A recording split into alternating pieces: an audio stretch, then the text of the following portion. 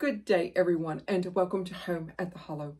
My name is Glennis, and welcome to my kitchen. Today's recipe is a subscriber request. I'm always happy to find out what y'all are interested in and what you want to know about, but they had a request for a pumpkin pie. Now, I have gone through all of my my books, my handwritten notes, and things like that from over many years, and thought, I can't give her just an average pumpkin pie. We have to bump it up a notch. This one is a butternut squash pie, and this one is indeed a true pumpkin pie. We're going to do a taste test at the end of this, but first, butternut squash pie and then the pumpkin pie. I hope you watch. I'm starting off with a roughly 2 pound butternut squash from the garden. I think it's a little over 2 pounds, but that's okay. I have totally soaked a kitchen towel. I'm going to put it under my cutting board, and that's just to keep anything from moving. These can be a challenge to cut. Now this is one way. This is one way of roasting a squash, and certainly it's not the only way, but this is one way of doing it. Whoops, and there he goes. And all you have to do from here is to seed this and turn it on a baking sheet and roast it 425 until until they're fork tender. You definitely want them fork tender. If you want to drizzle a little bit of olive oil on them, that's awesome too. And this is just nothing but good, wonderful squash. But what I'm going to do, because although this is airing in October, it's still a little bit warm here, I'm going to put mine in the slow cooker overnight. You can put them in a slow cooker whole if you want to, and I'm not really sure. This is, I've got a whole bunch more. So for the next week, I'm going to be using a lot of butternut squash. I think I'm going to, there's no thinking, I'm going to be making my butternut hominy stew. And it's one of those where when she brings out the stock pot, you're going to have a lot of stew or soup. But yeah, if you want to just roast it in the oven, in the slow cooker, I'm going to turn this on when I go to bed. And in the morning, it will be ready. And all I'll have to do is scoop it out. And I'll film that at that time. And really, all you have to do, even though you can't really see the seeds here, just give it a good round. Give it a go. And get these seeds out. And give it a good cleaning, because you don't want anything, kind of stringy in your pie or your soup or your stew. You don't want anything like that.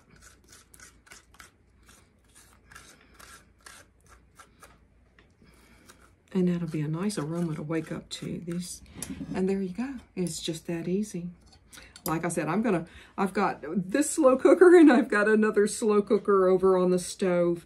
And I'm gonna let these probably about 6 hours on high, I think, because on low, I just don't think that's gonna work very well.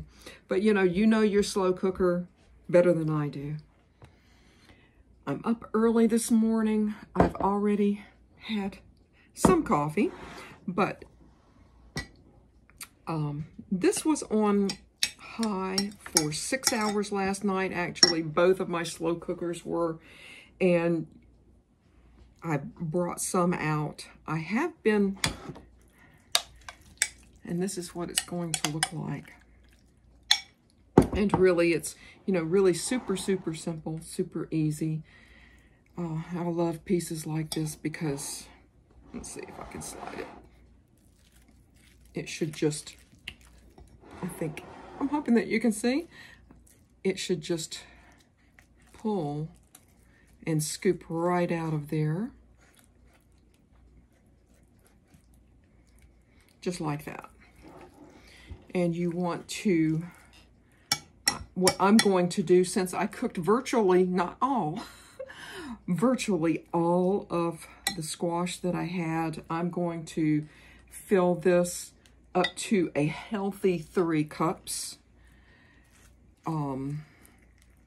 And I'll start on the pie. I'm going to make a couple of other things too, but for this video, it's going to be just a pie. But this is going to be,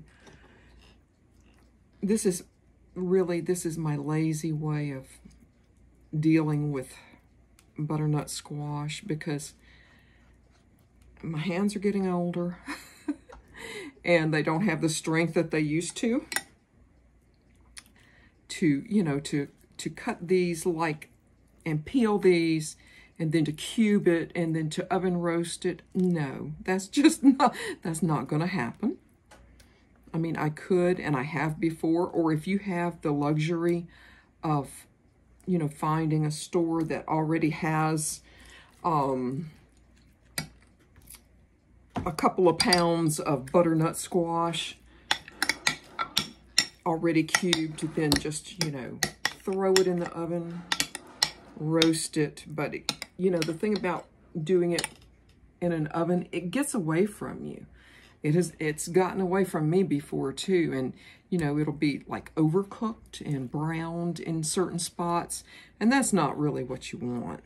That's not what I want for any of my dishes, for either the pies or the soups that I make with this. That's just not really what I want. And that's a pretty good 3 cups. And I've got, you know, a few little pieces like this.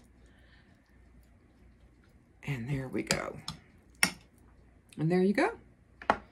You know, overnight in the slow cooker, it's just that easy. A little bit of a side note, if you are buying, if you have been fortunate enough to find the peeled and cubed squash, you know, in the big containers, like in the big box store, you will need 1 1/4 pounds. If you are using like canned pumpkin, which is totally fine, of course, for this recipe, you will need 1 1/2 cups. And I think this is more than 1 1/2 cups, but, you know, put it in a small container, label it, date it, freeze it for later. But without further ado, we're going to get started building this pie. And the one thing I should have mentioned and didn't, my apologies, is if you decide to oven roast your squash, or no matter how you decide to cook it ahead of time, please make sure it's totally cooled off before you start adding eggs and your different components in there. Now I'm using my immersion blender. If you have a food processor, that will work just fine. A blender, that will work just fine. But I'm going to add my 3 cups of already cooked squash. And as y'all already know, I'm going to add the ingredients list and measurements below. 3 room temperature eggs. Excuse me, it's still very early. Very early. I get an early start. My assorted spices, a little bit, just a little bit of allspice, cinnamon, ginger, nutmeg. Yum. 2/3 of a cup of light brown, dark brown sugar, whatever it is that you have. And 1 cup of heavy cream, whipping cream. And you just need 1 cup. And what I'm going to do is, other than make my usual typical mess, is to get this going and get this as smooth as possible.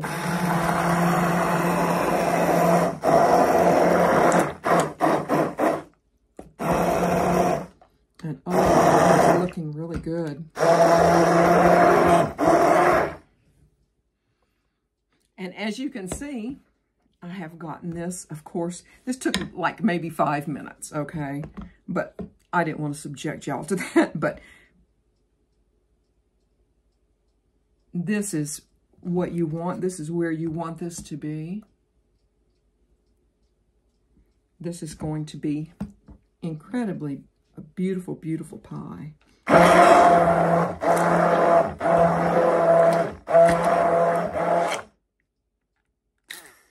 There we go. Let's see if I can get this. And there we go. Let's start working on that crust. And silly me, the very last thing that you want to add to this pie filling is a tablespoon, and you've got several options here. I'm using my dark rum vanilla infused 2-year-old going on 3-year-old extract. That's what I'm going to use. If you have just a tablespoon of bourbon, that's fine. If you have just a tablespoon of vanilla extract, that's fine too. You might even want to, if you have any dark rum kicking around the house, which I don't usually, I just usually use it for that. But if you, just a tablespoon of dark rum, tablespoon of dark bourbon, tablespoon of vanilla. And of course, you know, y'all know I'm going to kick this up a notch. But there we go. Oh goodness, this is going to be good. So I've got my pie crust already ready. I'm not really the very best at working with pie crust, but this is just a plain pie crust. And for me, when I make a pie crust, instead of water, I use vodka. But that's just me. I've got, you know, maybe 4 or 5 ginger snap cookies here. Just, you know, a boxed ginger snap. And if you want to make your own, you're better than me then. I mean, I guess I could, but I've been feeling kind of lazy a little bit. But you want to smash these up. And I think I have these adequately smashed up. It doesn't need to be fine, fine, fine. But all I'm going to do now is just load them in the bottom here. And that's all I'm going to do. I'm going to put my pie crust in the freezer for a half an hour. This helps for me. I find this helps to reduce some of the shrinking of the pie crust. But of course, before the 30 minutes is up, you want to preheat your oven to 425. And I definitely do mean a preheated hot oven. Once your oven is preheated, we'll go from there. But 30 minutes in the freezer. So y'all excuse the noise of my oven, but we are in preheat to 425. But how I bake a pumpkin pie is, of course, you want to put it on a baking sheet. I, of course, line my baking sheet. But what I do is I preheat my baking sheet along with my oven. That way, once I bring out my chilled, frozenish pie crust, pour the filling, I'm putting it directly on a hot surface. And as you can see, I think you can see, I have it on the lowest rack that I have. So very, very good and chilled. And I've got another one that's getting ready to go in the freezer. I'm making 2 pies today, and if you hear any noise, my apologies, but there is progress actually happening. But my cookie sheet and my oven is still going, and we are going to just pour this right up, and I'm hoping it will all fit. It may puff up and then settle back down, and that's okay. Yes, I think this is going to fit, no worries, y'all. Excuse me for putting the bowl backside to you, but there we go. Oh my goodness. Oh my goodness, y'all. I'm gonna put this in a 425 oven on a hot baking sheet for 10 minutes, and then I'll be back. My 10-minute timer's gone off, and what I'm going to do is I'm going to turn my oven down to 300 degrees, hopefully.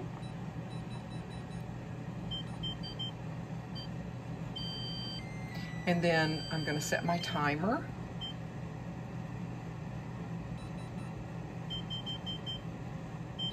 For 35 minutes. Whatever you do, don't open your oven door. But at 35 minutes or so, we'll come and, you know, open the door and give it a little jiggle and see what it does. But for now, I'm going to start on another pie. And of course, it's going to be here too. As you can see, I have, you know, a couple of minutes left on my initial 30 minutes, and I'm looking at it, and I don't need to open this to check on how this jiggles. Right now, I'm looking at my crust, and I'm seeing that it's not dark enough. I think what I'm going to do, I don't know my oven really still very well. I'm gonna bump it up to 325, and I'm gonna set my timer for 15 minutes, and then we will check the crust and maybe open it and see how it, you know, jiggles or doesn't jiggle. And so while I'm waiting patiently, I do have a baking sheet here that's lined and a wire rack to cool the pie when it comes out. So we've still got about 10 minutes left. And I can see it browning a little bit more. Opening the oven really as quickly as I can. Wow. Let's see. Sorry about that, y'all. It still has some jiggle. Now that was 15 minutes, an extra 15 minutes, so 45 minutes in total. I did bump it up to 325. And I'm looking at the crust, and the crust looks good. I think it can go more. I'm gonna do it more. I decided to go for 10 more minutes, and the temperature is bumped up, and by that time we should be ready. We are finally out of the oven, and I grabbed some of the lining with the pie, but oh, yum. It did crack a little bit, and you know what, I'm okay with that as long as it's baked. And I can see, you can actually see in the crack how it has baked. But you absolutely have to allow this to totally cool and let it set. I've already increased my oven to 400 and waiting on the other pie. I'm starting my prep work for my other pie, and what I've done is I've kind of sliced up a half a cup of butter, salted, unsalted, whatever it is that you have. But this is one of the first things that you want to do, is to melt this, not soften it, but melt this, you know, in a microwave or whatever way that you have, and allow this to cool off about 10 or 15 minutes after you've melted it. And now for my second pie, I've got, you know, quite a bit of difference here. I've got 8 ounces of very soft cream cheese, a half a cup or a stick of butter melted, cooling, 3 eggs already kind of beaten, I believe 15-ounce can of pumpkin puree, not pumpkin pie filling mix, but just pumpkin puree. And I've got here 2.5 cups of sifted confectioner sugar with a teaspoon, I think a teaspoon or 2 of cinnamon, and a teaspoon of nutmeg. Now, 2.5 cups of confectioner sugar is, for this particular pie, not a lot. You may want to increase it to a max of 3.5 cups. I would not add more than 3.5 cups. I personally, I do like sweet things, but I don't need something like this overly sweet. I need just enough to where my throat won't pucker up on me. But so I'm going to use 2.5 cups.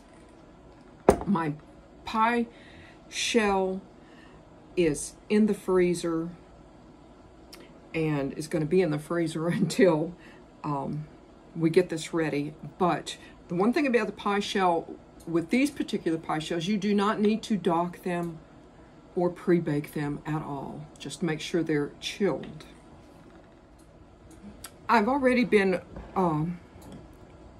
blending my cream cheese. Just going to go ahead and unceremoniously add all of my eggs and make sure, once you add your eggs, make absolutely sure you don't have any lumps or bumps. You want to blend this until it is totally smooth and creamy.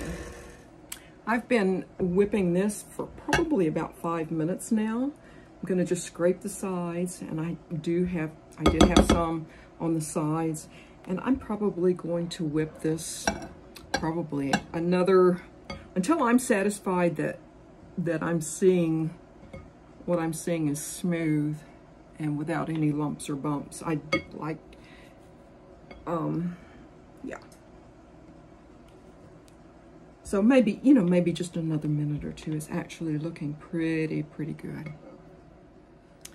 So I'm still waiting on my pie in the oven, and I'm really satisfied with my cream cheese and my eggs here. I'm going to add a couple of teaspoons of vanilla, just, you know, plain vanilla extract. Of course, I'm going to use mine. If you have some, and I hope that you do. I like to give mine a bit of a shake to maybe have a couple of little interesting bits in there. I'm going to add a couple of teaspoons.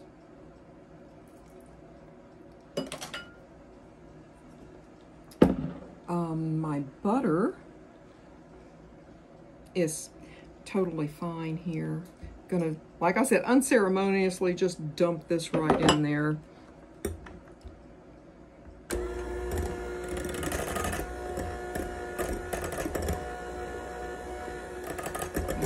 This is going to make a very nice, very nice. I'm going to add my canned pumpkin puree.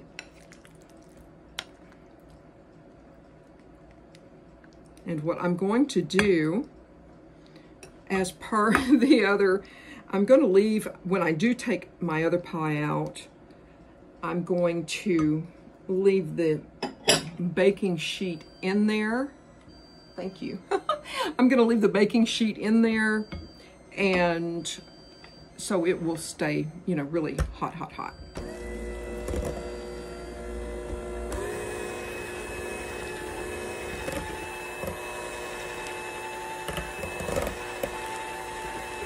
It's looking really pretty.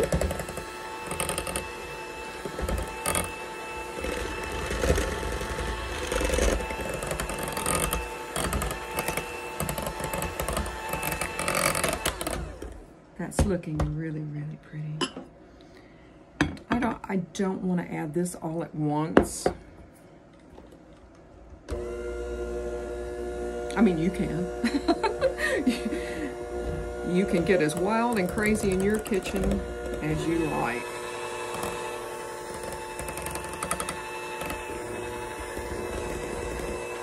It's looking pretty good. Yeah, that's looking just really so good. And you know, as far as pie crusts are concerned, it's no shame in buying a frozen pie crust or a rolled pie crust or anything like that, because, you know, I kind of view pie crust, and although cake's very important, but I view pie crust kind of in the same way as like a cupcake. You know, you're not eating a cupcake for the cake. Maybe. To me, in my mind, the cupcake, what little cake is in there is just simply a holder for the frosting goodness. So, and you know, unless you're doing something really unusual with a pie crust, like adding nuts or, you know, orange rind, or, you know, or chocolate or something like that, then I really, you know, like I said, the ones that are frozen, they're fine. It's not, you know, big deal.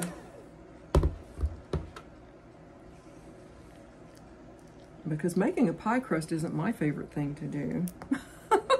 I don't mind making really complex frostings and ganaches and things like that. A pie crust is just not, you know, not my favorite. We're going to just give this one good whip.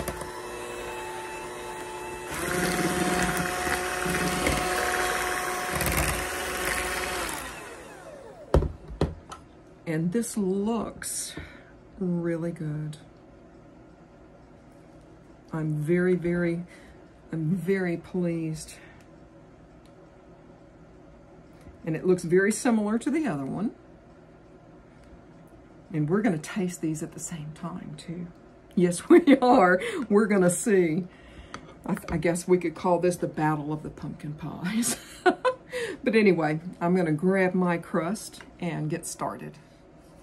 I also wanted to add, if you're actually going to really get into some serious pie baking, these pie crust shields are so handy, but you don't have to go and buy one. I do, and I'll have to find it on one of my videos here. You can just take a sheet of aluminum foil and a pair of scissors and cut your own pie shield, and if I can find that video, I'll drop a link below. So pie number one is on its last stretch, and I do have my nearly frozen pie crust here for this particular one, and I'm hoping that it will all fit. And yes, I think it will. You know, sometimes you just never know, right? Some eggs are bigger than others, and some pie plates are smaller than others.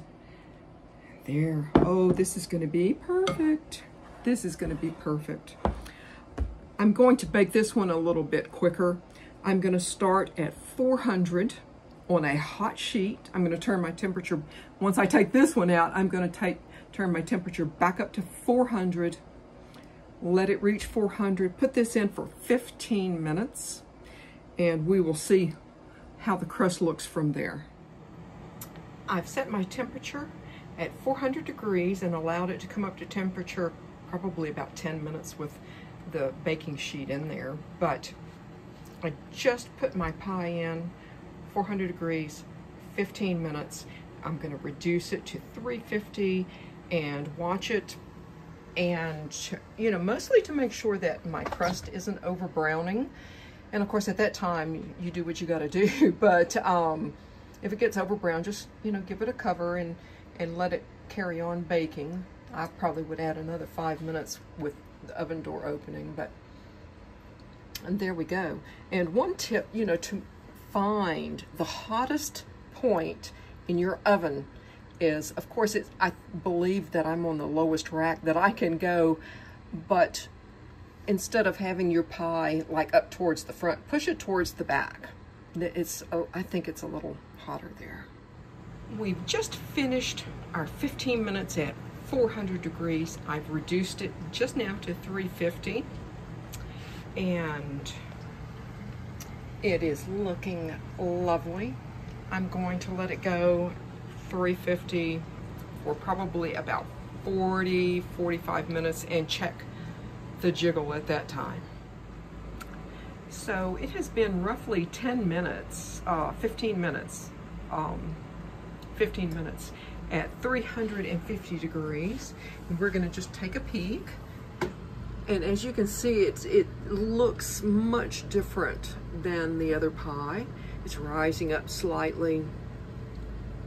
And I can see where the crust is really getting brown. I might cover this. I'm going to check it again in maybe 10 minutes. I'm not going to worry about cueing y'all in on the details, but I might, you know, maybe in another 10 minutes cover this crust. But so far, so good. I just took the second pie out of the oven, and you know, no matter what temperature, whether I did it a little bit quicker or a little bit slower, they both still kind of cracked. And honestly, for me, that doesn't make a bit of difference. I'm really glad that I used the pie crust shield, and this is going to be delicious. I'm going to let these cool off a minimum of an hour. 4 hours is best, and more than likely I'm not going to cut into these until tomorrow. So yes, I'm going to let them set for a day and enjoy the rest of the day and have my final thoughts with y'all and a comparison. I'm going to taste one bite of each, and we are going to decide which one that we like better, or that I like better. And until tomorrow. And I just want to say I had so much fun doing this. We are coming upon the season, and it's one of my favorite times of the year. I already have pumpkins happening, and of course the butternut squashes from the garden. But without further ado, let's cut into this and see which one I prefer. Now, certainly, you know, butternut squash isn't for everyone, and I'm actually going to be doing one more video especially for butternut squash, except not in a pie. We're going to do it savory, and it's in my cookbook, and if you don't have one by now, you should, but it is the butternut hominy stew, and we're going to be doing that very, very soon. I'm going to cut just a small piece, and it cut like a dream. Of course it did. Let's see how it's going to come out or not. I think you can see, of course, you know, womp womp. But that's okay. That's all right. Y'all know how I feel about the crust. It's kind of like just the vehicle holding it all together. And I'm going to cut the pumpkin.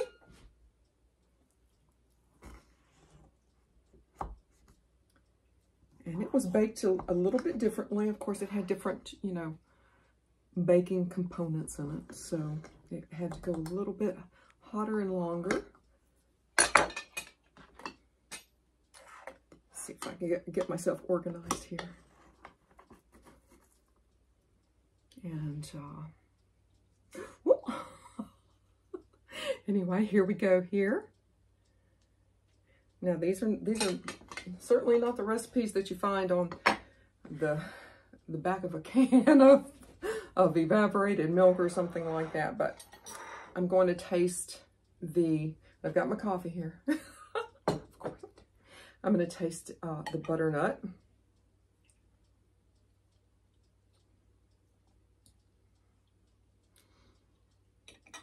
Smooth and creamy, just like I anticipated it was going to be. It's very mildly flavored, and I actually appreciate that. I'm gonna take one more taste, just a little more, because I could have added a little bit more confectioner's sugar to this, and I decided not to, and I'm kind of glad I did, because I mean, I like sweet things, but not that sweet. So that's a big thumbs up. Came out perfect, exactly as I anticipated. And now I'm going to go to the pumpkin.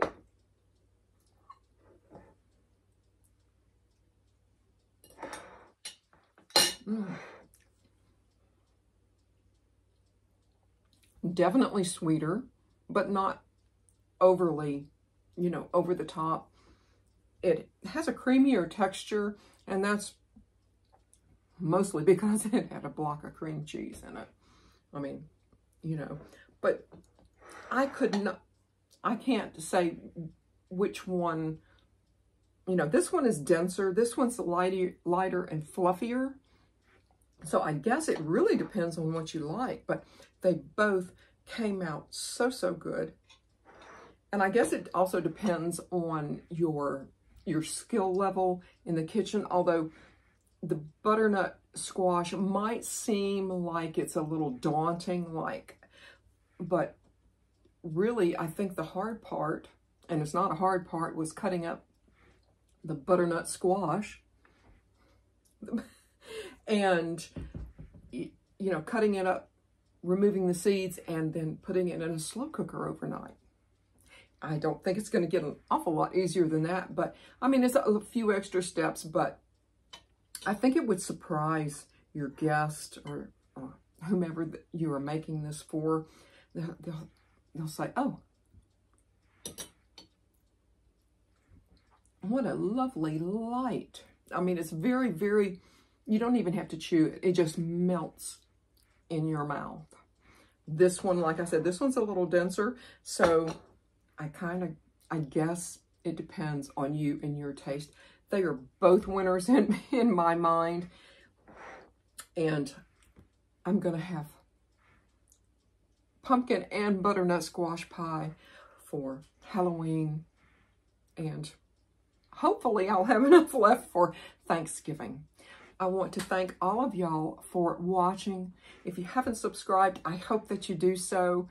If you have a recipe that, you know, your great aunt, whoever, and you might have lost it, or if you just need a little bit of inspiration from something, y'all drop me a comment below. I'm always willing to see if I can help any of my subscribers with a recipe to where they can kick it up a little bit. I hope that y'all join me here home again at the Hollow. Goodbye, y'all.